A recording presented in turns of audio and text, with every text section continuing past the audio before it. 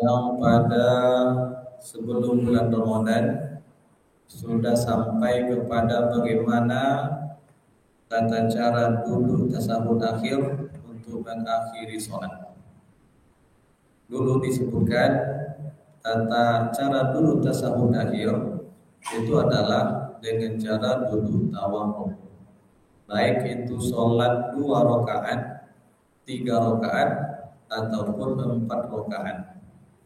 Jadi semuanya duduk dengan cara tawarruk. Kemudian yang berikutnya yang perlu dilihat tentang tata cara duduk tasyahud itu adalah bagaimana posisi tangan. Posisi tangan yaitu meletakkan kedua telapak tangan di atas kedua lutut dan mengacungkan jari telunjuk. Apakah jari telunjuk itu digerak-gerakkan atau sekali gerak atau tidak digerakkan sama sekali? Nah, ini persoalan berikutnya. Di sini disampaikan, kemudian pada saat duduk tawarruk letakkanlah kedua telapak tangan di atas kedua lutut dengan menghamparkan jari-jari tangan kiri di atas lutut kiri. Ini kita maklumi. Sedang jari kelingking, jari manis dan jari tengah tangan kanan digenggam. Berarti ini jari manis, jari kelingking itu digenggam. Tinggal lagi telunjuk. Ibu jari tangan kanan menyentuh jari tengah. Berarti di sini. Nah, menyentuh jari tengah tangan kanan dan jari telunjuk tangan kanan diacungkan pada saat memulai membaca doa tasyahud at-tahiyatulillah, diacungkan. Nah, ini apa dasarnya? Tentu hadis Nabi Sallallahu Alaihi Wasallam. Di antaranya hadis yang disebutkan sebelumnya. Kemudian yang kedua hadis dari Amir bin Abdullah ibn Zubair an abihi, artinya dari Az-Zubair, seorang sahabat radhiyallahu anhu, qala kana Rasulullah sallallahu alaihi wasallam, adalah Rasulullah sallallahu alaihi wasallam iza qa'ada yad'u wada'a yadahu al-yumna, apabila beliau duduk dalam tasyahud, wada'a yadahu al-yumna, dia meletakkan tangan kanannya ala fakhizihil yumna, di atas paha tangan kanannya, wa yadahu al-yusra ala fakhizihil yusra, dan dia letakkan tangan kirinya di atas paha tangan kiri. Wa asyara bi isba'i sababa, kemudian dia mengacungkan atau mengisyaratkan dengan jari telunjuk. Sababa ini wa wada'a ibhamahu ala isba'il wusta. Ibham artinya ibu jari. Dia letakkan ibu jari ini bertemu dengan jari tengah, jari tengah ini. Kemudian wa yulqimu kaffahu al-yusra rukbata. Kemudian telapak tangan kirinya beliau genggam di atas lututnya. Nah, ini hadis yang pertama. Berarti hadis yang pertama ini menunjukkan tangan kiri biasa di atas lutut, kemudian tangan kanan ibu telunjuk itu menunjuk, diarahkan agak ke atas. Kemudian posisi seperti ini. Rawahu Muslim, hadis riwayat Imam Muslim. Sekarang hadis yang kedua, hampir senada, diriwayatkan dari Amir bin Abdullah bin Zubair juga. Karena Rasulullah sallallahu alaihi wasallam, adalah Rasulullah sallallahu alaihi wasallam iza qada yadahu wa ta'a yadahu al-yumna ala fakhizil yumna wa yadahu al-yusra ala fakhizil yusra wa asyara bi isba'i sababa wa wada'a ibhamahu ala isba'i al-wusta wa yulqimu kaffahu yusra rukbatan. Sama dengan yang tadi. Kemudian hadis yang keempat. Ini ada sedikit tambahan penjelasan. Jadi prinsipnya ulama tarjih itu semua hadis yang mewakili atau ada tambahan makna dari salin semua dikumpulkan. Baru nanti diambil apa kesimpulannya dari hadis-hadis itu. Sekarang hadis yang keempat, hadis Ibnu Umar radhiyallahu anhu, diriwayatkan dari Abdullah bin Umar, semoga Allah meridai keduanya, anna Rasulullah sallallahu alaihi wasallam, bahasanya Rasulullah sallallahu alaihi wasallam iza qala fi tasyahhud, kalau dia duduk pada saat tasyahud, wada'a yadahu al-yusra ala rukbatihi, dia letakkan tangan kirinya di atas lutut kirinya, rukbatihi al-yusra, wa wada'a yadahu al-yumna ala rukbatihi al-yumna, dia letakkan tangan kanannya di atas lutut kaki kiri. Nah, ini tambahnya wa aqada salasatan wa khamsina wa asyara bis sababah. Jadi wa aqada salasatan wa khamsina, posisi tangan beliau itu membentuk angka salasah wa khamsina, 53. Jadi begini, ini 3. Kemudian ketika ibu jari bertemu dengan jari tengah membentuk angka 0. Berarti ini 1, 2, 3, 0. Lalu wa asyara bisababa, dan dia luruskan telunjuknya, maka ini posisinya. Ibu jari bertemu dengan jari tengah, kemudian 3 jari ini dihitung sebagai angka 3. Nah, sehingga dan ini adalah angka 0 dan itu sebagai bentuk bilangan 53 yang disebutkan dalam hadis ini. Wa asyara bisababa, kemudian dia mengisyaratkan dengan jari telunjuk atau menunjuk dengan jari telunjuk. Ini belum sampai kepada apakah telunjuk digerak-gerakkan atau tidak. Nah, sekarang hadis yang kelima dari Abdullah bin Zubair, kana Nabi sallallahu alaihi wasallam, Rasulullah Nabi sallallahu alaihi wasallam yushiru bi asba'i idza da'a, dia mengisyaratkan dengan jarinya apabila dia bertasahud. Disebutkan di sini wala yuharrikuha, dia tidak menggerak-gerakkan.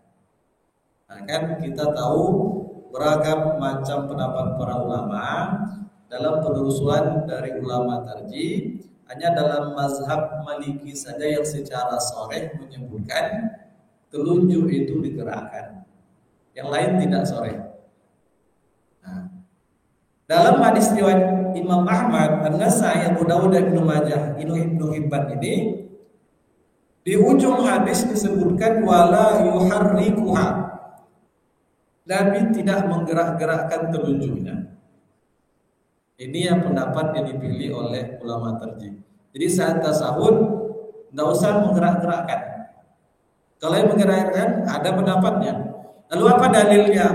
Ulama yang mengatakan jari telunjuk digerak-gerakkan. Nah, ini ada hadis, tapi setelah ditarjih oleh ulama tarjih, hadis ini tidak kuat.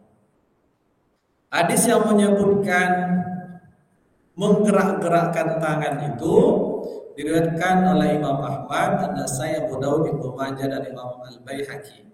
Hadisnya cukup panjang, tapi disebutkan di akhir hadis summa rafa'a asbu'ahu, kemudian dia mengangkat jarinya telunjuk ini, fara'aituhu yuharrikuha yadahu biha, maka saya melihat beliau menggerak-gerakkan jari telunjuknya saat mengucapkan tasawuf. Sekarang ada pertentangan antara dua hadis. Dalam ilmu hadis, hadis-hadis yang zahirnya bertentangan itu namanya hadis-hadis mukhtalif. Hadis yang sepertinya bertentangan, tapi kalau ditelusuri dengan ilmu hadis itu tidak akan bertentangan. Kalaupun pertentangannya memang dari segi makna bisa jadi yang satu hadisnya sahih, yang satu tidak sahih. Nah, sekarang apa pandangan para ulama? Hadis yang menyebutkan, hadis yang kedua tadi yang menyebutkan Rasulullah yuharrikuha, menggerak-gerakkan telunjuk itu, dalam riwayat hadis ini ada, kalau dalam hadis namanya saz. Saz itu hadis dhaif. Apa sebab kedhaifannya? Ada seorang perawi hadis ini namanya Zaidah. Zaidah salah seorang perawi dalam hadis ini. Jadi dari riwayat Zaidah ini berbeda dengan riwayat yang lain. Semua perawi yang menjadi teman sejawatnya, di antaranya ada Syu'bah. Itu Syu'bah ini perawi hadis yang paling tinggi kualitas periwayatannya, kepribadiannya. Namanya Syu'bah bin Al-Hajjaj. Dia wafat tahun 160 Hijriah. Dia termasuk ulama perawi hadis level nomor 1. Dia paling ketat dalam menilai para perawi. Lebih kuat daripada Zaidah. Ada lagi Sufyan Ats-Tsauri, wafat 161. Ulama yang masyhur. Ada Sufyan ibn Uyainah, ada Zuhair, Abu Awana dan lain-lain. Semuanya merupakan perawi-perawi yang thiqah, yang mereka dari situ, dari guru mereka namanya Asim bin Kulayb. Nah, kemudian dengan menyebutkan Rasulullah menunjuk dengan jari telunjuknya, hanya dengan lafaz itu. Tidak ada satupun perawi-perawi yang paling thiqah ini yang menyebutkan Rasul menggerak-gerakkan. Hanya beliau menunjuk dengan jari telunjuknya. Kalau begitu hadis yang menyebutkan beliau menggerak-gerakkan itu dalam ilmu hadis namanya saz. Saz itu hadis yang diriwayatkan oleh seseorang yang sebetulnya thiqah tapi menyalahi perkataan orang yang lebih thiqah atau orang banyak. Maka hadisnya namanya saz. Kalau begitu hadis ini gugur dengan sendirinya, tidak bisa diamalkan karena dia hadis yang saz.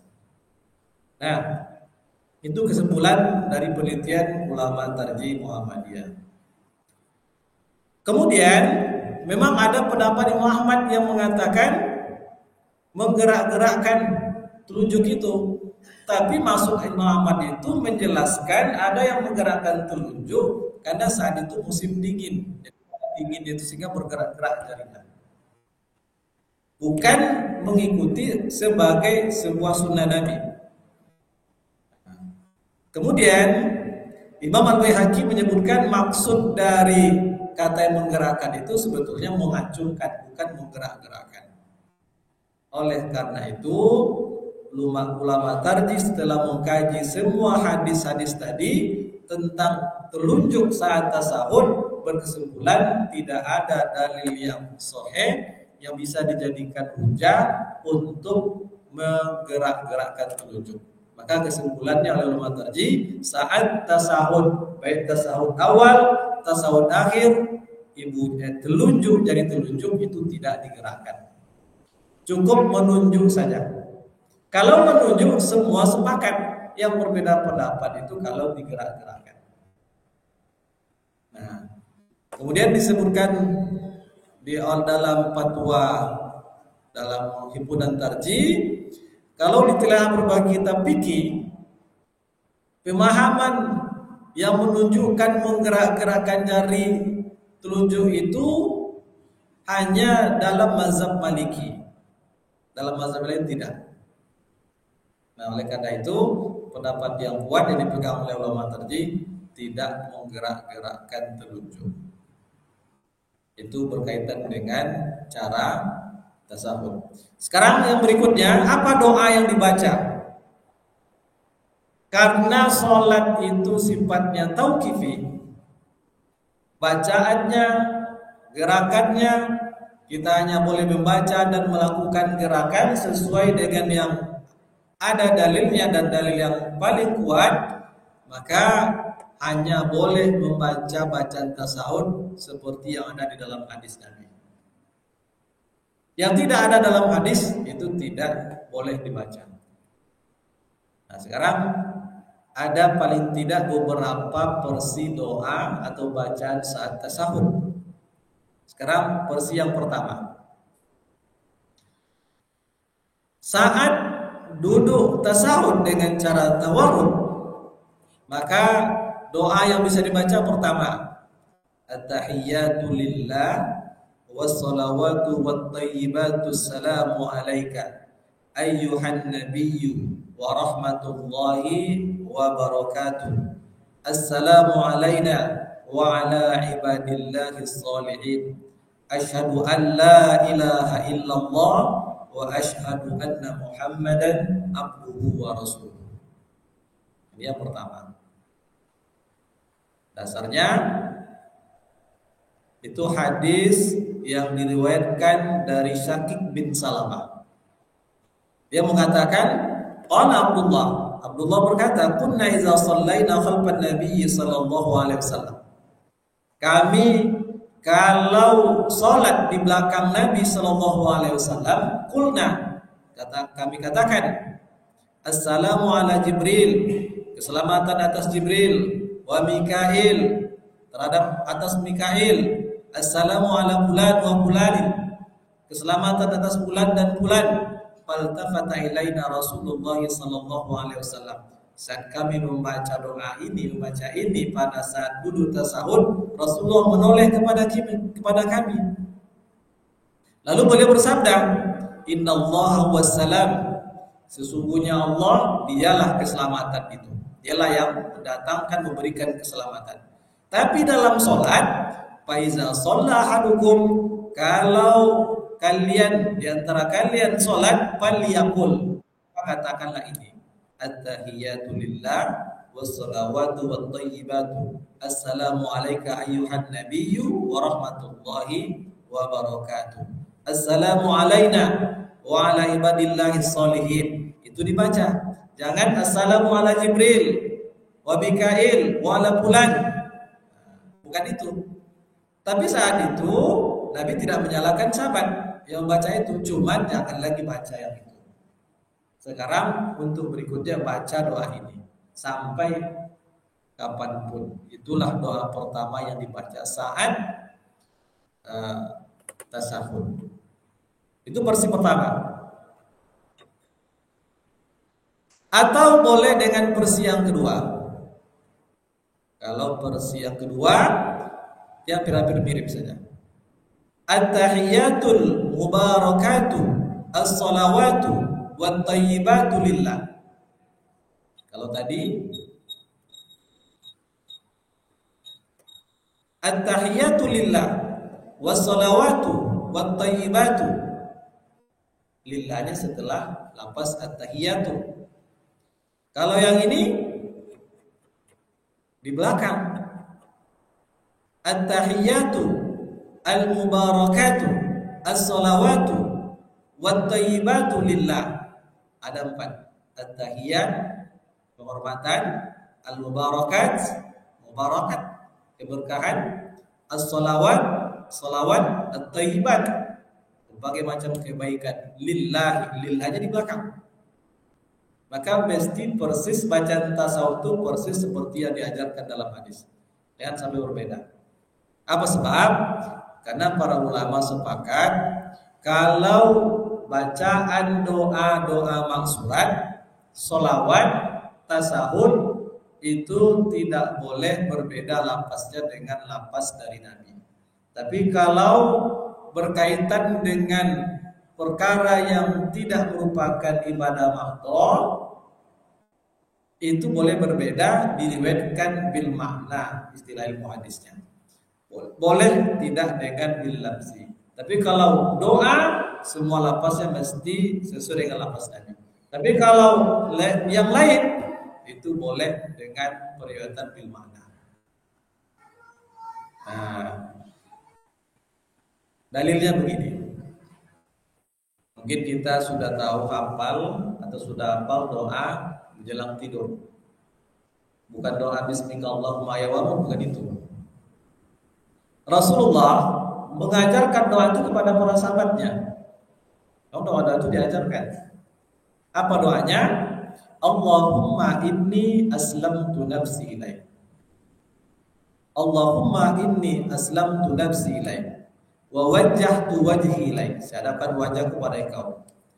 Wa fawwadtu amri ilaik.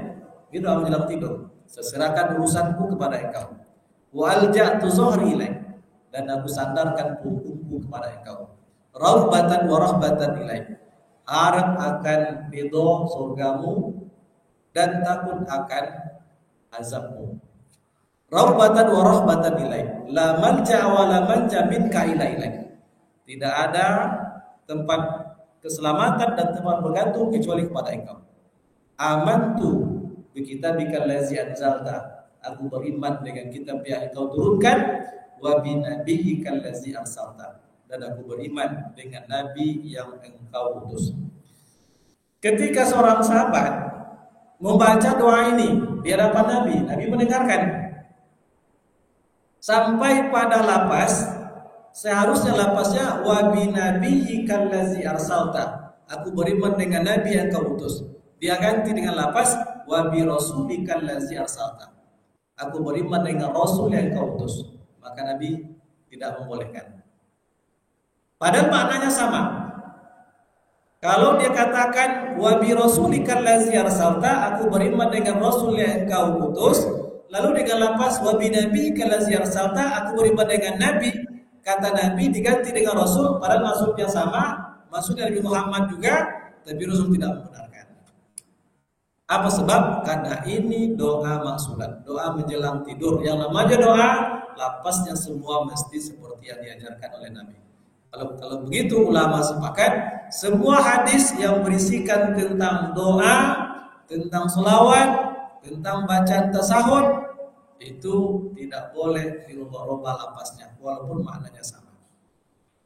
Nah, kalau begitu yang kita baca dalam sholat hanya bacaan tasawuf yang disebutkan dalam hadis. Ini bacaan yang kedua. At-tahiyatul mubarakatuh sholawatu wat thayyibatu lillah. Assalamu alayka ayyuhan nabiyyu. Keselamatan atas engkau wahai nabi, wa rahmatullahi wa barakatuh, dan rahmat Allah dan keberkahannya.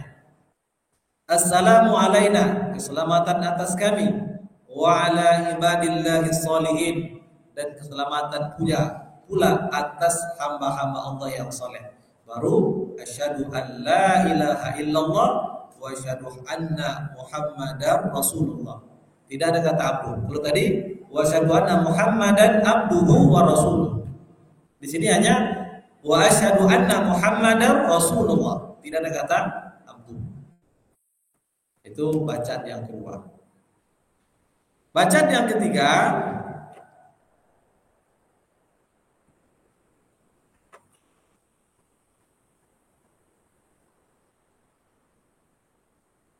cuma dua versi yang disebutkan di sini. Setelah bacaan tasawuf, membaca sholawat. Sholawat pun juga mesti lapasnya sesuai dengan yang ada dalam hadis. Untuk bacaan sholawat dalam sholat, maka hanya boleh persis seperti yang diajarkan dalam hadis.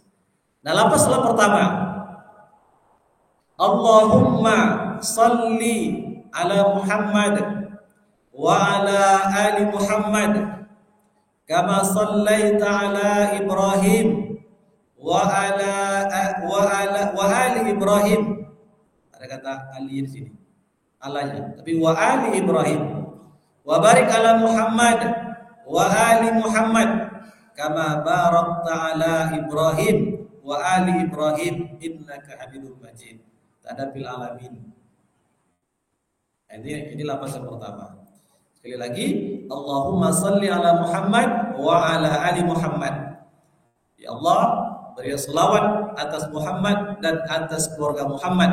Kama sallaita ala Ibrahim, sebagaimana engkau berselawat atas Ibrahim wa ali Ibrahim, dan atas keluarga Ibrahim. Wa barik ala Muhammad, beri berkah atas Muhammad wa ali Muhammad, dan keluarga Muhammad. kama barakta ala Ibrahim, sebagaimana engkau berikan keberkahan atas Ibrahim wa ali Ibrahim dan keluarga Ibrahim, innaka Hamidum Majid. Tadabbil alamina. Nah, itu riwayat pertama. Itu bacaan pertama. Versi yang kedua, riwayat yang pertama ini dari Ka'ab bin Ujr, diriwayatkan oleh Syafi'i dalam kitab Musnadnya. Sekarang versi yang kedua, Allahumma salli ala Muhammad wa ala ali Muhammad kama sallaita ala ali Ibrahim. Langsung kepada ali Ibrahim. Tidak ada kama sallaita ala Ibrahim wa ali Ibrahim, tidak. Tapi kama sallaita ala ali Ibrahim, langsung kepada ali Ibrahim. Tidak menyebut Ibrahim secara khusus, tapi langsung kepada keluarga Ibrahim. Wa barik ala Muhammad, dan keberkahan atas Muhammad wa ala ali Muhammad kama barakta ala ali Ibrahim, langsung ali Ibrahim, tidak ada Ibrahimnya sendiri. Atau tidak mengkhususkan kepada Nabi Ibrahim, tapi langsung kama barakta ala ali Ibrahim. Tidak ada kama barakta ala Ibrahim, tidak ada. Tapi langsung kama barakta ala ali Ibrahim. Ini baru memakai lafaz fil alamina innaka Hamidum Majid. Nah, itu lafaz selawat yang disebutkan di dalam hadis. Yang kedua ini berdasarkan hadis riwayat Imam Muslim dari Abu Mas'ud, An-Nabi Mas'udin al-Ansari qol, dari Abu Mas'ud al-Ansari dia berkata, atana Rasulullah sallallahu alaihi wasallam, pada Rasulullah mendatangi kami, wa nahnu bi majlisi Sa'd bin Ubadah, kami saat itu sedang berada di majlis Sa'ad ibn Ubadah. Sa'ad bin Ubadah itu seorang sahabat Ansor. Faqala lahu Bashir bin Sa'd, lalu berkata kepada beliau Bashir bin Sa'ad, apa katanya? Amarana Allah Ta'ala, Allah Ta'ala memerintahkan kepada kami an nusalli alaika ya Rasulullah, untuk berselawat kepada engkau ya Rasulullah. Fakaifa nusalli alaik, bagaimana caranya kami berselawat kepada engkau? Qal, masa kata Rasulullah sallallahu alaihi wasallam, lalu perawi ini diam, kemudian perawi berkata Rasulullah terdiam, hatta tamannaina annahu lam yas'aluhu, sehingga kami mengira bahwasanya dia tidak ditanya. Summa qala Rasulullah sallallahu alaihi wasallam, tapi sesaat kemudian Rasul berkata, qulu, katakanlah atau ucapkanlah kalau kalian berselawat kepadaku, ini lafaznya, Allahumma salli ala Muhammad wa ala ali Muhammad kama sallaita ala ali Ibrahim. Tak ada kama sallaita ala Ibrahim, tak ada. Tapi langsung kama sallaita ala ali Ibrahim wa barik ala Muhammad wa ala ali Muhammad kama barakta ala ali Ibrahim fil alamin innaka Hamidum Majid. Wassalamu kama qad alimtum. Nah, itu selawat yang diajarkan oleh Rasulullah sallallahu alaihi wasallam, dua versi. Jadi hati-hati. Lihat mana yang kalau pakai fil alamin, tak ada tadi lafaz wa ala Ibrahim, tapi langsung wa ala ali Ibrahim. Kalau yang tak ada fil alamin innaka Hamidum Majid, ada wa ala ali Ibrahim wa ala Ibrahim wa ala ali Ibrahim. Wa ala Ibrahim wa ali Ibrahim. Nah, itu yang diajarkan di dalam hadis. Dan itu pula yang disebutkan oleh ulama tarjih. Hanya ada dua versi, baik bacaan tasawuf ataupun bacaan selawat. Karena ini merupakan ibadah mahdhur, ibadah yang paling utama dalam Islam, maka lakukanlah persis seperti dalil yang kita temukan paling kuat. Inilah.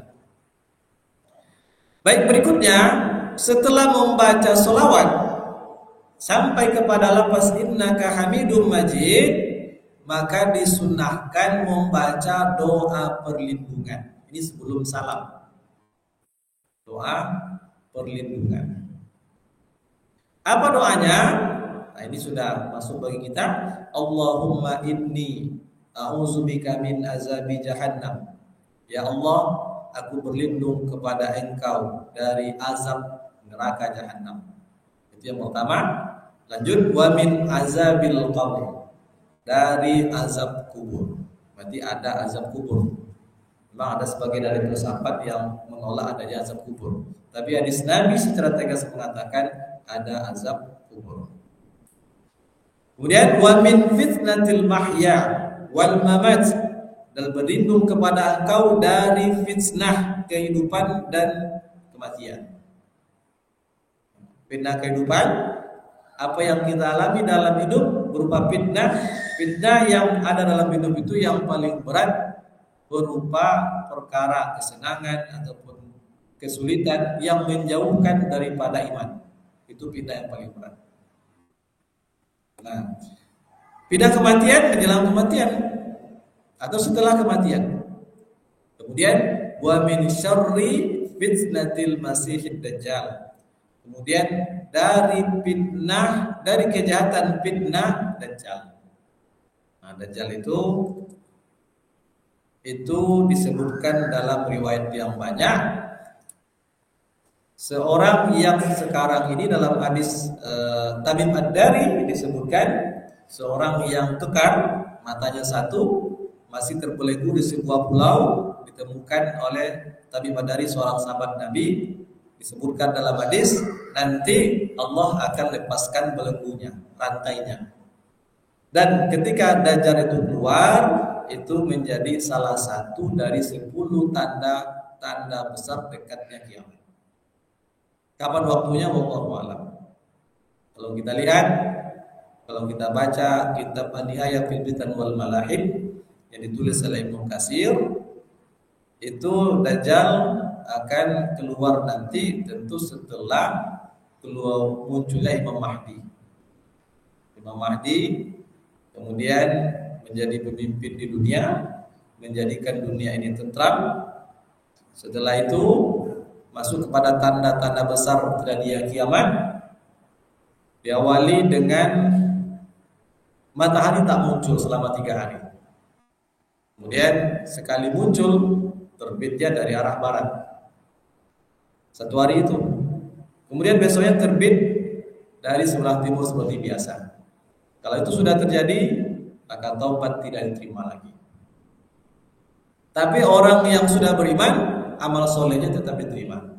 Hanya saja orang yang kafir yang beriman saat matahari telah terbit dari barat, itu taubatnya tidak diterima lagi.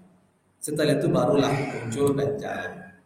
Muncul Dajjal, kemudian dia berjalan selama 40 hari di permukaan bumi.